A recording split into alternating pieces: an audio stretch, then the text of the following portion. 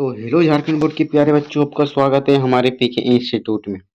तो ठीक है, जो कि आज हम लाइव क्लास लिए थे। ठीक है, जो लाइव क्लास लिए थे तो उसके बारे में हम लोग पढ़े थे। क्या क्या किसके बारे में हम लोग पढ़े थे? विद्युत रासायनिक श्रेणी के बारे में। बिल्कुल पढ़े थे। पढ़े थे कि नहीं? बिल्कुल पढ़े थे। पढ़े थे कि नहीं? एकदम बिल्कुल पढ़े थे सर, बहुत अच्छे से पढ़े थे भी। चलिए, तो इसका क्वेश्चन करके देखते हैं कि क्वेश्चन कैसे कैसे आता है। सिर्फ उसी टॉपिक का हम पहले बताए थे कि अगर कोई भी टॉपिक अगर हम करवाते हैं तो उन टॉपिक का ऑब्जेक्टिव, ठीक है, तो उस टॉपिक का ऑब्जेक्टिव 15 को कितना 15 को करवाएंगे, जो कि आपको बहुत अच्छे से समझ में आएगा। और समझने के बाद आपको बहुत अच्छा से कॉन्सेप्ट भी समझ में आएगा, क्लियर भी हो जाएगा। इससे कोई आपको दिक्कत नहीं होगा। बिल्कुल सर, बिल्कुल बताए थे। चलिए, तो बिना टाइम वेस्ट किए ही हम क्लास को चालू करते हैं। ठीक है, तो पूछा गया है पहला नंबर में। ठीक है, एक नंबर में क्वेश्चन में क्या पूछा देखो। चलिए चालू करते हैं। देखो, विद्युत रासायनिक श्रेणी किस आधार पर बनाई जाती है? तो देखो, हम बताए थे, द्रव्यमान बताए थे, नहीं बताए थे। मानक अपचयन विभव बताए थे, जी सर। मानक अपचयन विभव बताए थे, जो मानक इलेक्ट्रोड विभव बराबर अपचयन विभव होते हैं। हाँ सर, बिल्कुल सर बताए थे। ठीक है, तो सर इतना आपको समझ में आया? बिल्कुल सर समझ में आ गया सर। चलिए, सबसे प्रबल अपचायक एजेंट कौन है? तो देखो, सबसे प्रबल अगर है, अगर अपचायक, तो ये आपका प्रबल है। आपको सूत्र निकाले थे 1/इलेक्ट्रोड। इलेक्ट्रोड था ना? बिल्कुल सर। तो जो लिथियम जो है, लिथियम सबसे क्या है? सबसे कम है। सबसे कम है। अगर यहाँ रखेंगे तो यहाँ अगर बढ़ेगा कि नहीं? यहाँ सबसे रखेंगे नीचे तो ये सबसे कम होगा। नहीं, ये जितना कम रखेंगे ये सबसे ज्यादा बढ़ेंगे। तो लिथियम को रखो और क्या होगा? सबसे ये प्रबल होगा। चलिए, सबसे प्रबल ऑक्सीकरण एजेंट कौन है? तो ठीक है, सबसे प्रबल ऑक्सीकरण देखेंगे तो देखो, ऑक्सीकरण में हम लोग पढ़े थे, क्या पढ़े थे बताइए ना। तो हम लोग पढ़े थे ऑक्सीकरण। ऑक्सीकरण बराबर क्या? समानुपाती इलेक्ट्रोड। जो ज्यादा इलेक्ट्रोड है वही सबसे ज्यादा होगा। तो ये आपका क्या है? फ्लोरीन। फ्लोरीन ज्यादा वोल्टेज है तो ज्यादा वोल्टेज वाला होगा। ठीक है, इतना समझ में आए? बिल्कुल सर। देखो, चौथा नंबर यानी 4 नंबर क्वेश्चन में क्या पूछा गया है? निम्न में से सबसे अधिक क्रियाशील धातु कौन है सर? क्रियाशील पूछा गया। हम बताएं सर, जो सबसे ज्यादा क्या है? जो सबसे ज्यादा क्या होना चाहिए? ज्यादा वोल्टेज है वो कम क्रियाशील करेंगे, और जो सबसे कम वोल्टेज वाला क्या होंगे? कम वोल्टेज वाला ज्यादा क्रियाशील करेंगे। बिल्कुल बताया था अभी, जस्ट क्लास में ही बताया था आपको। तो चलिए, तो 5 नंबर में क्या पूछा गया कि सबसे कम क्रियाशील। तो सबसे कम क्रियाशील धातु कब होगा? जब क्या होगा? ज्यादा वोल्टेज होगा कि नहीं? ज्यादा वोल्टेज होगा तो कम क्रियाशील। तो कम क्रियाशील ज्यादा वोल्टेज कौन था हम लोग का नीचे में? जैसे कि था हम लोग का क्या? काना। काना आलू मांगे, था कि नहीं? कहाँ से? जान से।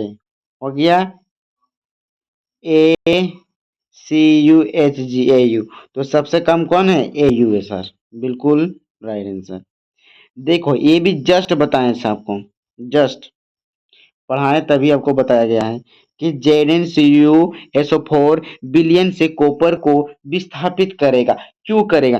तो देखो, जो जेडन है, जेडन अधिक क्रियाशील होता है। क्यों? क्योंकि ये कम वोल्टेज है कि नहीं? बिल्कुल सर, आपको जो बताएं वही आता है सर। चलिए, तो मानक हाइड्रोजन इलेक्ट्रोड वियोग का अपचय किया है सर। इतना समझ में आया? चलिए, तो यह पूछा गया मानक। हम बताएं कि हाइड्रोजन मानक में कितना होना चाहिए वोल्टेज? सर 0 होगा सर, आप बिल्कुल बताएं। बताए थे, तो क्या होगा सर? 0 होगा सर। बिल्कुल सर, राइट आंसर। चलिए, इसी तरह क्वेश्चन आपको करवाते जाएंगे और पढ़ाते जाएंगे, कोई दिक्कत नहीं होगा आपको। देखिए, चलिए 8 नंबर क्वेश्चन क्या बोल रहा है कि विद्युत रासायनिक श्रेणी में सबसे ऊपर कौन सी धातु होती है? तो विद्युत रसायन में क्या होता है हमको? हमारा लिथियम होता है सर, आपको बताया गया था लिथियम। ठीक है, लिथियम बताया नहीं गया था, लेकिन लिथियम होता है। ऊपर से अगर धातु का नंबरिंग करेंगे तो क्या आएगा? क्या आएगा? तो सर आने वाला तो लिथियम ही है। ठीक है, चलिए, विद्युत रासायनिक श्रेणी में सबसे नीचे कौन सी धातु है? सर आप नहीं बताए थे, ए यू मतलब सोना बताए थे सर। ठीक है, चलिए, धनात्मक मानक अपचयन विभव वाले धातु सामान्यता होती है। धनात्मक वाले धातु क्या होते हैं सर? तो कम क्रियाशील, और ऋणात्मक वाला ज्यादा क्रियाशील होते हैं। हम पहले बताए थे आप लोगों को, आप लोग ध्यान देना है। ठीक है, इससे कोई नहीं पढ़ाएगा भाई। विद्युत रासायनिक श्रेणी का उपयोग किसके पूर्वानुमान में किया जाता है? तो हम लोग किस में करते हैं, कोई बता पाएगा?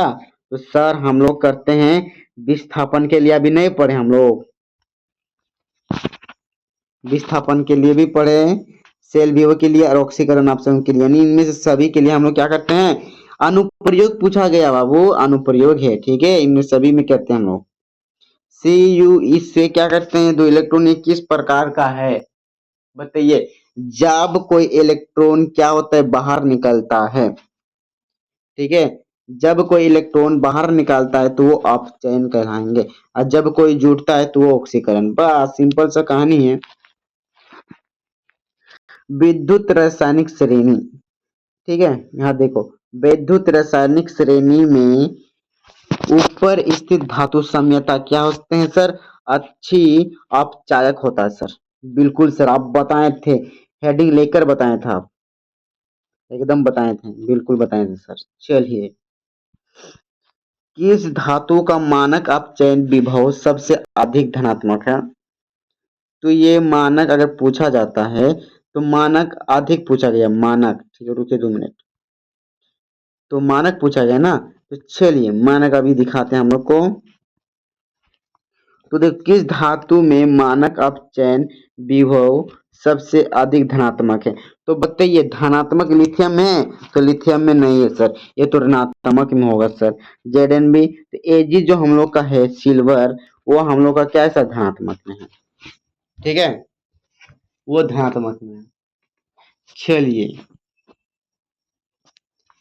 यहाँ देखिए 15 नंबर का क्वेश्चन क्या पूछा गया है। ठीक है, पूछा गया है क्वेश्चन कि निम्न में से कौन सा कथन सही है? ये क्वेश्चन हो गया। ठीक है, निम्न में कौन सा कथन सही है सर? बताइए सर, आप जरूर बताएंगे सर, हम जानते हैं कि आप बताएंगे। चलिए सरकार, बता दीजिए आप लोग। देखो, अधिक धनात्मक इनोड वाले अधिक क्रियाशील होता है? नहीं होता है सर। धनात्मक वाला कम क्रियाशील होता है, और ऋणात्मक वाला ज्यादा क्रियाशील होता है। बस ऑप्शन नंबर ए। समझ में आया? बिल्कुल समझ में आ गया सर। चलिए, तो आज का क्लास यहीं तक रखते हैं, और आज का क्लास यहीं तक रखने का वजह कुछ नहीं है, बस आपका क्वेश्चन क्या हो गया? समाप्त हो चुका है। क्वेश्चन समाप्त। इसी तरह रोज हर रोज जो लाइव में पढ़ाया जाएगा वही उसी टॉपिक का आपको शाम को क्या मिलेगा? यानी शाम को आपको इसका ऑब्जेक्टिव, जो जो टॉपिक पढ़ाया जाएगा उस टॉपिक का ऑब्जेक्टिव आपको मिल जाएगा। ठीक है, तो आप लोग को डरने का बात नहीं है, आप लोग एग्जाम का तैयारी करो और अच्छा से पढ़िए। ठीक है, तो बस इसका क्लास यहीं तक रहेगा।